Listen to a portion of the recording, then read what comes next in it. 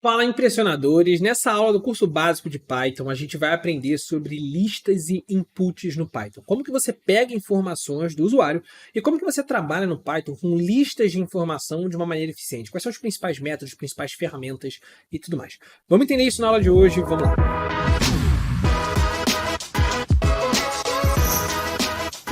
Bom, galera, se você gostou do vídeo e está gostando desse curso gratuito de Python aqui, deixa o seu like no vídeo, se inscreve no canal para continuar aproveitando e ser avisado das próximas aulas do curso. E lembra que aqui na descrição você tem todos os materiais desse curso, o gabarito de todas as aulas e também os arquivos que você vai precisar para construir o projeto final que a gente vai fazer nesse curso básico de Python, fechado?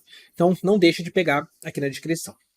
Bom, galera, seguindo agora para a nossa terceira aula, nessa aula a gente vai falar sobre inputs do usuário, como que eu pego informações do usuário usando o Python e sobre listas no Python. Resolvi juntar esses dois temas porque fica uma aula bem completa e são dois temas super importantes e os inputs são temas bem direto ao ponto, bem curtos, né, digamos assim, que a gente consegue trabalhar isso de uma forma bem direta. Então, o que eu vou fazer? Eu vou adicionar um novo arquivo aqui no nosso editor de código. Se você não tem editor de código, caiu na sala de paraquedas, minha sugestão, volta para a primeira aula do curso e assiste o curso completo, básico de Python, que eu acho que ele vai te ajudar bastante. E aqui a gente vai construir o nosso arquivo da aula 3, onde a gente vai falar sobre inputs e sobre listas no Python, listas de informações no Python, beleza? Então vamos lá. O que são os inputs no Python? Basicamente o input ele existe para você pedir uma informação do usuário. Então, quando você constrói um código, muitas das vezes você quer que o usuário do outro lado ele consiga interagir com você. Existem várias formas de você criar inputs do usuário, abrir um pop-up para ele selecionar um arquivo, a gente vai aprender a fazer isso lá no nosso projeto e tudo mais. Mas a forma mais simples é você usando a função input. O Python tem uma função interna dele pronta, chamada input, que faz justamente isso para a gente. Então, se eu colocar aqui input, por exemplo, escreva seu e-mail, você vai ver que quando eu rodar o código, ao invés dele exibir um código final para mim, ele vai aparecer aqui, ó, escreva seu e-mail. E aí o usuário vai poder chegar aqui e escrever o e-mail dele, tá vendo? Qualquer e-mail, @gmail.com, e vai dar um enter. Tá vendo? Então, repara que, primeiro, aqui no texto fica meio que tudo colado. Então, quando você colocar o texto do seu input, que é o texto que vai aparecer para o usuário como orientação, eu gosto sempre de terminar ele com 2 pontos e um espacinho aqui do lado, para não ficar tudo colado aqui na hora do seu terminal, quando você visualizar essa informação. Então, rodei, escreva seu e-mail, legal. Qualquer e-mail, @gmail.com. E aí pronto, ele funcionou numa boa. E aí a grande pergunta é, beleza, mas o que acontece com essa informação que o usuário preencheu aqui? O que acontece com essa informação? Como que eu consigo fazer alguma coisa ali? E aí que está o grande pulo. O input, ele sempre dá para a gente uma resposta que você pode armazenar numa variável. Então eu posso dizer sempre isso daqui. O e-mail vai ser o resultado do input. Por exemplo, num cadastro de usuário, o nome vai ser o resultado de um input, seu primeiro nome. E aí, você consegue pegar essas duas informações do usuário. Repara, se eu chegar aqui e colocar print, nome e o e-mail, olha o que vai acontecer. Eu rodei o código aqui, e ele vai dizer, ó, qual o seu e-mail? Qualquer e-mail, @gmail.com. Seu primeiro nome, Lira. Tá lá, Lira, qualquer e-mail, @gmail.com. Então eu consigo pegar as informações que estão vindo no input, tá? Então toma sempre cuidado, porque o input ele sempre dá para você a informação de um texto. Mesmo que você peça para o usuário qual a sua idade, ele vai digitar 29 anos. 29 anos vai estar em formato de texto. Você tem que, se você quiser fazer conta com ele e tudo mais, você vai ter que traduzir ele para o formato de número. É semelhante ao que a gente mostrou lá no aula 1, só para dar de exemplo para vocês. Se eu pedisse aqui, ó, o faturamento da empresa, foi quanto? Escreva o faturamento. O faturamento. E aí repara o seguinte, print faturamento. Olha só, se o usuário chegar aqui, ó, e botar lá o e-mail dele e botar o nome dele, e aí vai pedir, ó, escreva o faturamento, botei o faturamento 1.500, ele printa para a gente 1.500. Só que, se eu tentar fazer uma conta com esse faturamento, por exemplo, imposto é o faturamento vezes 0,1, imposto é 10% do faturamento, exibe para mim agora, então, o valor do imposto. Olha o que vai acontecer. Vou rodar o código aqui. Vou digitar qualquer coisa aqui nos outros só para ele passar. E aí, ó, vamos lá, escreva o faturamento, 1.500. Ele vai dar um erro para a gente. Por que ele vai dar um erro para a gente? Porque ele vai falar assim, olha, você está tentando fazer uma multiplicação de um texto, que é o faturamento, com um número. Não tem como fazer multiplicação de texto por número, não faz sentido nenhum. Então, o que você vai fazer? Sempre que você estiver pegando um número de um input, você tem que transformar esse número em um número efetivamente. Se ele for um número inteiro obrigatoriamente, você vai passar isso dentro de um int. O int é que transforma isso aqui num número inteiro. Se for um número que possa ter casa decimal, você vai passar isso dentro de uma função float. Tá vendo? Eu coloquei o input inteiro dentro de uma função float, que permite casa decimal.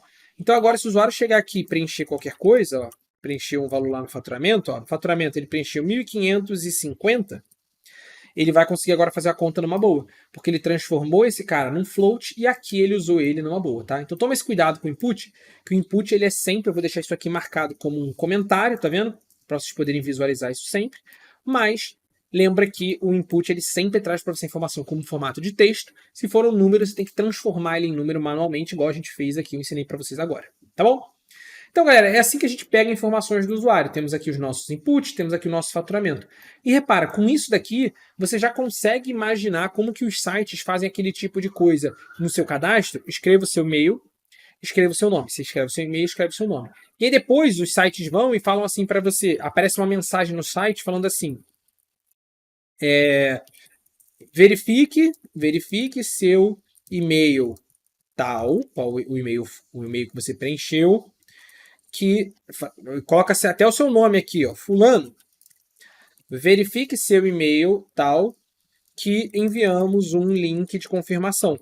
Como que eles fazem para aqui aparecer de forma dinâmica o texto que você acabou de preencher no input? Da mesma forma que a gente viu lá na aula passada de textos.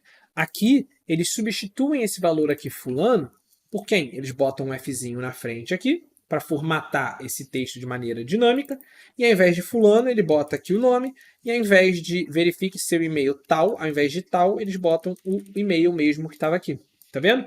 E aí o que vai acontecer? Se você rodar o código, olha lá, escreva seu e-mail, qualquer e-mail, @gmail.com, seu primeiro nome, Lira, e a mensagem é, Lira, verifique seu e-mail, qualquer e-mail, @gmail.com, que enviamos um link de confirmação.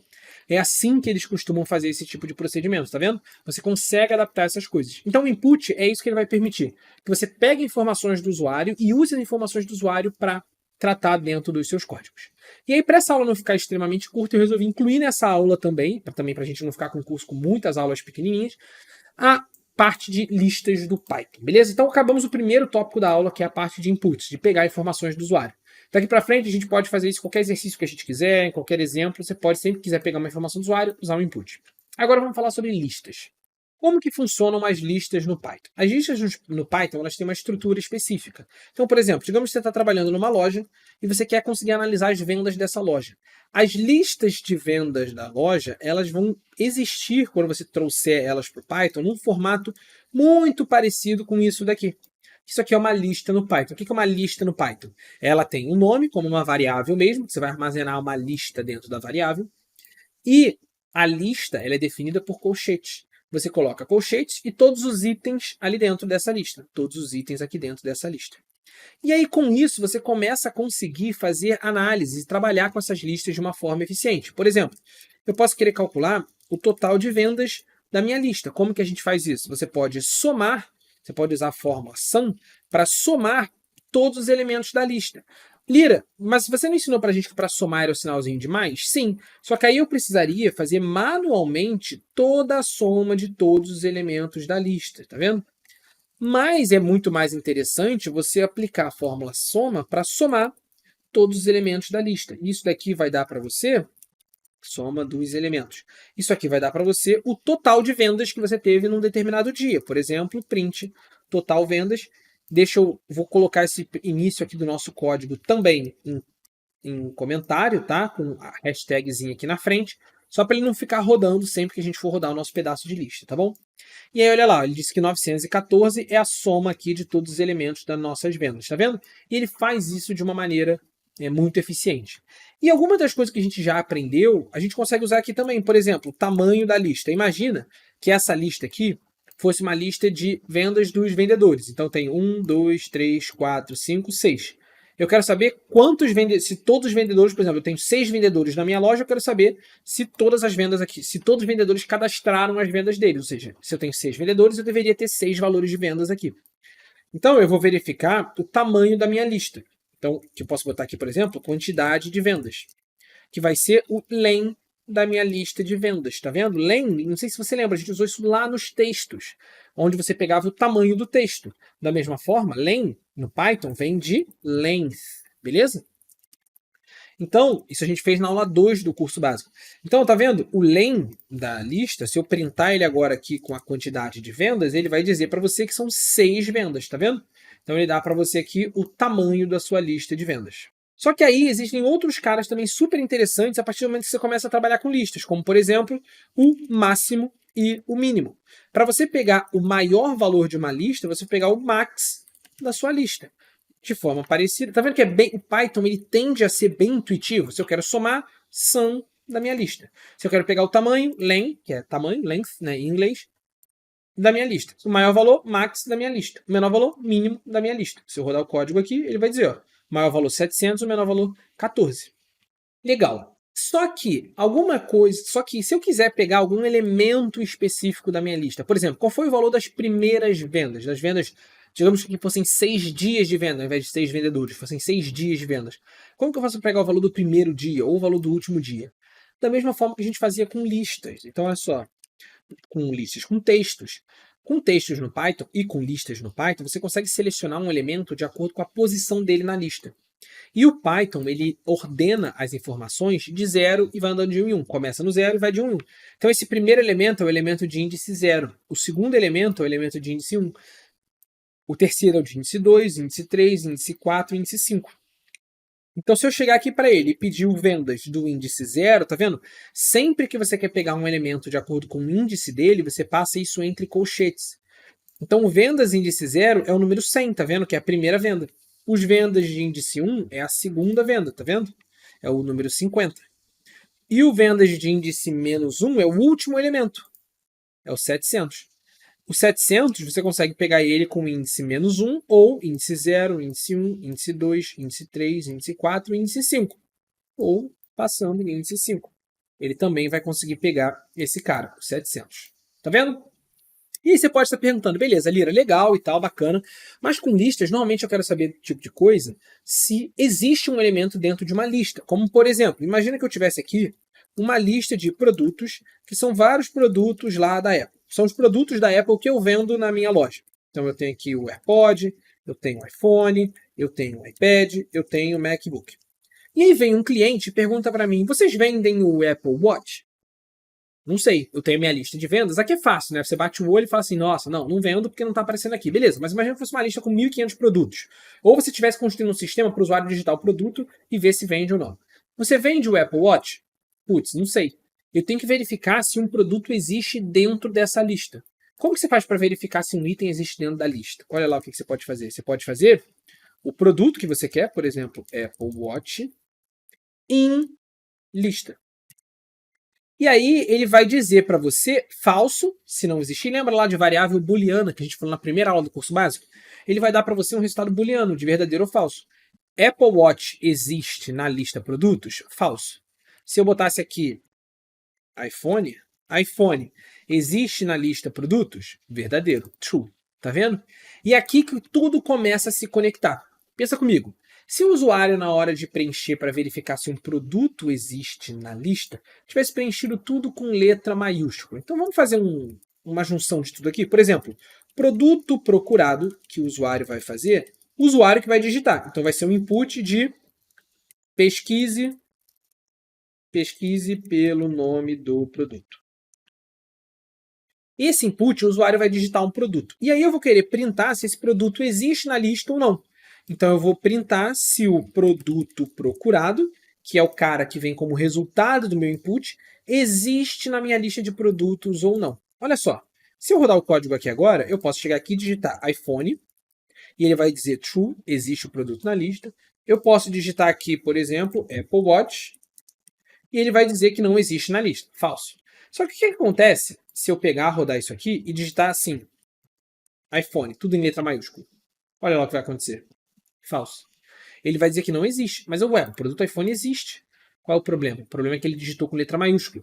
E no Python, existe diferença de letra maiúscula e letra minúscula. Então, a palavra escrita com letra maiúscula não é a mesma coisa da palavra escrita com letra minúscula. E é aqui que a gente começa a precisar do quê? das fórmulas de texto que a gente aprendeu na aula 2 do curso básico para conseguir construir um sistema que faça sentido. Eu quero que esse sistema consiga tratar o caso do usuário preencher com letra maiúscula. Então, o que eu vou fazer? Eu vou fazer o seguinte, o produto procurado vai ser o produto procurado.lower, tá vendo? Eu estou pegando o valor que o usuário preencheu no produto procurado e aplicando a fórmula de texto que deixa tudo com letra minúscula, lower. Então, independente de como o usuário procurou, como na minha lista está tudo com letra minúscula, aqui vai ser tudo com letra minúscula. Então, agora, se o usuário chegar aqui e procurar e digitar iPhone com letra maiúscula assim, ou iPhone com parte maiúscula, parte minúscula, você pode dar Enter que ele vai dizer que sim, o produto iPhone existe na sua lista de produtos, tá vendo? Então, repara que tudo que a gente está aprendendo até agora no curso, ele vai se juntando para você conseguir construir sistemas um pouco mais complexos, beleza? Show de bola! Ainda existem alguns outros métodos de listas que são muito importantes que eu tenho que falar com vocês. Então, o que eu vou fazer? Eu vou colocar como comentário esse input aqui, só para ele não ficar rodando o tempo todo, tá? Essas 3 linhas de código aqui, tá? Eu vou colocar elas como comentário aqui, para elas não ficarem rodando. E a gente vai agora trabalhar com outras coisas da lista, como por exemplo, como que eu faço para adicionar um item na lista, a gente vai aprender. Como que eu faço para remover um item da lista, que pode ser que você precise remover, por exemplo, surgiu um novo produto ou saiu um produto de linha, você vai ter que editar a sua lista de produtos. Como que você faz para editar um item, então lá na minha, por exemplo, se eu tivesse uma lista de preços, eu quero aumentar o preço de um produto, eu preciso editar um item da minha lista. E ainda duas coisas. Se eu tiver itens repetidos na minha lista, por exemplo, eu tenho uma lista de estoque, onde eu tenho iPhone aparecendo várias vezes, eu quero conseguir contar quantas vezes um item aparece na lista. Você pode ter valores repetidos na lista. E também eu quero conseguir ordenar uma lista. Em ordem crescente, decrescente e tudo mais. Esses aqui são os principais métodos de listas que são importantes vocês saberem e que eu quero apresentar para vocês aqui agora com essas listas que a gente criou como referência. Então vamos lá. Como que eu faço para adicionar um item na lista? Diferente dos textos, para você editar uma lista, você não precisa fazer lista produtos, vai ser lista produtos, ponto, o que eu quero editar com ela. A edição de lista, ela acontece automaticamente, a gente diz que ela acontece in place. O que significa isso? Que ela acontece no momento que você roda um comando nela. Então, se eu fizer lista produtos.append, o append, ele adiciona um item na lista. Então, eu posso chegar agora aqui e adicionar o Apple Watch na minha lista de produtos. E aí, se eu chegar aqui embaixo e rodar um print da minha lista de produtos, você vai ver que a lista de produtos, ela tem, apesar de eu ter criado ela sem o Apple Watch, depois do append, ela tem o Apple Watch. E tá vendo? Você não precisa fazer lista produtos, vai ser igual a lista produtos.append. Você só não precisa, como não é para você fazer mesmo. Não se faz isso. Por quê? Porque os métodos de edição da lista, adicionar um item, remover um item, esses dois métodos aqui, de adicionar item, remover, ordenar, esses métodos todos, eles editam a lista original, tá? Eles já editam automaticamente a lista original.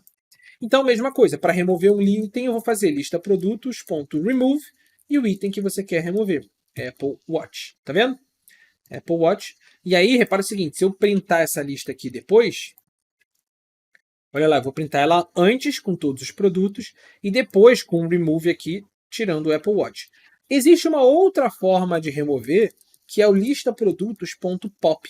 Qual a diferença do pop para o remove? O remove, você passa o nome do item que você quer remover da lista. O pop, você passa a posição do item da lista. Então, eu quero remover o primeiro item, pop o índice 0. Se eu rodar o código aqui agora, com um print da lista produtos de novo, olha só o que vai acontecer. Ele tinha a lista produtos com o Apple Watch, que ele adicionou aqui. Depois ele removeu o Apple Watch, porque eu pedi aqui para ele remover o Apple Watch. Depois ele removeu o item de índice 0. Ele fez um pop nela. Removeu o iPhone, que era o primeiro item, tá vendo? E removeu ele, só sobrou AirPod, iPad e MacBook. Beleza? E aí, como que eu faço para editar um item? Bom, da mesma maneira que você fazia para pegar um item, tá vendo? Para você pegar um item, por exemplo, vamos criar agora uma lista de preços. Então, vamos criar aqui uma lista de preços. Preços dos produtos. Então, eu tenho um produto que custa 1.000, um produto que custa 1.500 e um produto que custa 3.500, tá? E aí, o primeiro produto aqui que custa 1.000, por exemplo, o iPhone da nossa lista, ele está custando 1.000. Pô, tá errado. O iPhone não custa 1.000, ele custa 6.000 reais. Beleza, eu quero editar o primeiro item dessa lista aqui. Como que eu faço? Preços de índice 0, ou seja, o primeiro item da lista, que é o cara que eu quero editar, vai ser o novo valor dele. Então você edita o novo valor dele. Se eu quero editar ele para 6.000, esse aqui vai ser o novo valor do do índice 0 da lista de preços. Se eu printar aqui a minha lista preços, olha lá, printei minha lista preços, ele diz que a minha lista preços, o primeiro item é o valor de 6.000. Ah, Lira, mas se eu não quisesse botar o valor fixo 6.000, se eu quisesse aumentar o valor em 50%, beleza? O novo valor do primeiro item da lista de preços vai ser o antigo valor, preços índice 0, esse aqui é o antigo valor que estava lá, vezes 1,5. Eu estou aumentando em 50%. Aumentar em 50% é a mesma coisa que multiplicar por 1,5, tá vendo? Foi de 1.000 para 1.500, ele aumentou em 50%. Tá? Então, para você editar um item, é só você pegar o novo valor do item, vai ser igual ao valor que você quer colocar ali dentro. Beleza? De forma bem direta. Agora, o que a gente vai fazer? Vamos descobrir como que a gente conta quantas vezes um item aparece na lista. Então, imagina agora que você tivesse uma nova lista de produtos. Eu vou criar aqui uma nova lista de produtos. E essa lista de produtos tem o iPhone lá várias vezes, tem o iPad várias vezes. E eu quero contar quantas vezes o iPhone aparece na lista. Como que você faz isso? Vai ser o lista produtos.count, e aí você passa aqui dentro do parênteses o cara que você está procurando. Eu quero contar o iPhone. Quantas vezes o iPhone aparece na lista? O iPhone aparece 3 vezes na lista. Quantas vezes o iPad aparece na lista? O iPad aparece 2 vezes na lista. Quantas vezes o Apple Watch aparece na lista? Nenhuma vez. Ele vai dar 0 para a gente. Então o ponto count conta para a gente quantas vezes um item aparece na lista. E agora, pegando essa lista de produtos, eu quero ordenar ela tanto em ordem crescente ou em ordem decrescente. Né? Pode ser alfabética, se for em textos, ele vai ordenar em ordem alfabética se for texto, e crescente ou decrescente se forem números. Como que a gente faz isso? A gente faz assim, ó, lista produtos.sort. O ponto sort, ele vai ordenar. Sort em inglês é você ordenar mesmo. Ele vai ordenar a lista produtos para você. E aí, olha lá, se eu printar aqui a lista produtos, olha lá o que vai aparecer para mim. Printei lista produtos, AirPod, iPad, iPhone, MacBook. Ou seja, ele colocou em ordem alfabética. Se você quiser em ordem alfabética contrária, você aqui dentro do parênteses do sort, você pode passar um parâmetro, que é o parâmetro reverse. Tá vendo? Reverse igual a true, ou seja, você quer fazer a ordenação ao contrário, revertida, né, reverse? Se sim, ele vai colocar agora em ordem alfabética contrária, obviamente se for uma lista de textos.